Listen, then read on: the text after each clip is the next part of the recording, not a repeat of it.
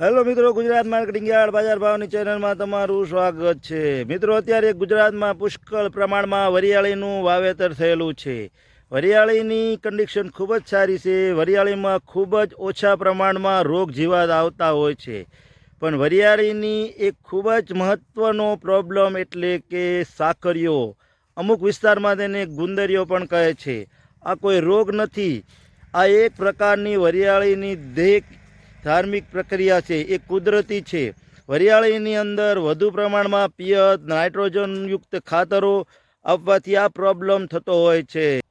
આ વિડીયોમાં તમે જોઈ શકો છો, વરિયાળીની અંદર જ્યારે ફ્લાવરિંગ અવસ્થામાંથી વરિયાળી બનતી હોય ત્યારે જમીનમાં વધુ ભેજ હોય છે, વાતાવરણની અંદર ભેજનું પ્રમાણ વધુ હોય ત્યારે ફ્લાવરિંગ દ્વારા આ રીતના પ્રાણી વરિયાળીના ચક્કર દાણા ઉપર જોવા મળે છે।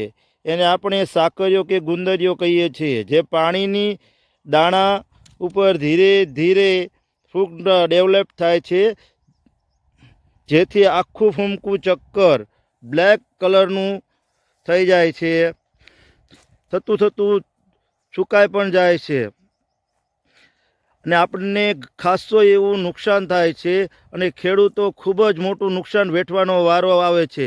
માટે કોન્ટ્રાક્ટ ફૂગ નાશકનો છંટકાવ કરવો, એના માટે આગળ વિડીયોમાં આપણે કઈ કઈ દવાનો છંટકાવ કરવો એની પણ જાણકારી આપીએ। પહેલાં નીચે જે દવાઓ છે એનો છંટકાવ કરવામાં આવે તો ખૂબ જ સારા પરિણામ મળે છે।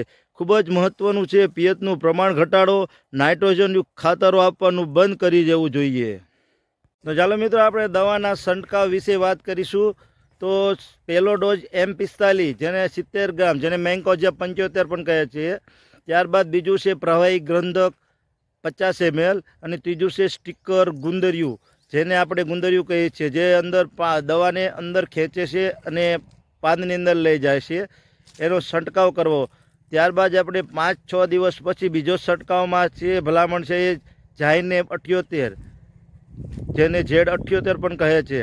ત્યારબાદ બીજો માઇક્રોન્યુટન 50 ml, કોઈ પણ સારી કંપનીનું લઈ અને છંટકાવ કરવાથી આ રોગનું નિવારણ આવી શકે છે। જે રોગ નહીં પરંતુ દેહક્રિયા છે એનું પણ નિવારણ આવી શકે છે। મિત્રો, આ માટે એક ખાસ ભલામણ છે કે ઝાઝી બધી માખીઓ મધની હોય તો આ કોઈ દવાનો છંટકાવ ન કરવો, જેથી માખીઓ જ પોતે આ ગુંદરીઓ ચૂસી લેશે અને આ રોગ આપોઆપ વહી જશે। જો માખીઓ ન આવતી હોય તો જ આ દવાનો ઉપયોગ કરવા ભલામણ છે। મિત્રો, જો વિડીયો સારો લાગ્યો હોય તો લાઈક કરો, જો કોઈ સુઝાવ હોય તો કમેન્ટ કરો, અને ચેનલમાં તમે નવા હોય અને માર્કેટ યાર્ડના ભાવ જોવા માંગતા હોય તો આ ચેનલને સબસ્ક્રાઈબ કરો। ધન્યવાદ।